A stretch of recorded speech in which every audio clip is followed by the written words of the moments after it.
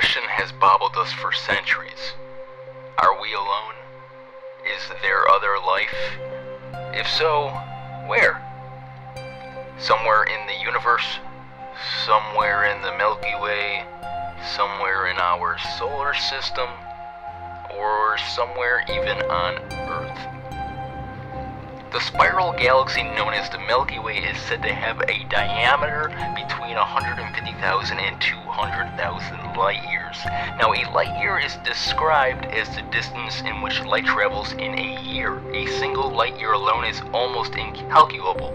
However, if we multiply the number of seconds throughout a year's time by the number of miles that light travels in a single second, it is said that a light year is about 5.88 trillion miles. Now multiply a single light year by 200,000 light years to equal the size of our galaxy alone. The number of miles would be 1.176 times 10 to the 14th power. In other words, this number is so immense, which makes it far beyond a whole number, needing to use scientific notation to get the answer. The next closest galaxy to our own is known as the Sagittarius Dwarf Elliptical Galaxy, known to be about 179,000 light years in size and about 65,230 light years away from Earth. This is the distance from just 2 galaxies alone, and according to the Hubble telescope, there is said to be about 100 billion galaxies in the universe. But this is just a prediction and accordingly to what we can only see at this time. To put this all into a picture, astronomer Carl Sagan famously said that there are more stars in the universe than grains of sand on the Earth. We all have opinions, but with billions of known galaxies and trillions of stars and planets, you could say it's just about ignorant to believe that we are alone. In just recent years, Russia astronomers had detected an unworldly, mysterious signal. The signal was detected from a Russian telescope and was said to have been coming from the vicinity of the star HD 164595. Now this star is approximately 94 light years from Earth. Could this signal be from extraterrestrial life? If it is, the strength of the signal received by Russian astronomers is so powerful, making the answer obvious.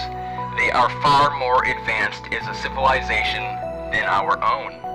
Could this have just been terrestrial interference? The answer is yes. Could it have been another civilization sending a signal to Earth to say hello?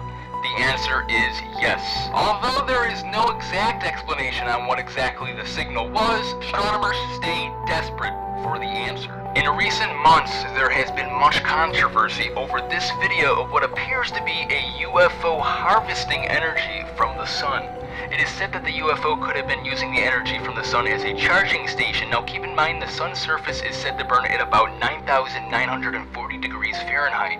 According to NASA, the sun is 93 million miles away from Earth, and if we think of that distance as a football field, a person starting at one end zone could get about 95 yards before burning up. So surprisingly close. However, at radiation levels that close, heat wouldn't be as much of a problem.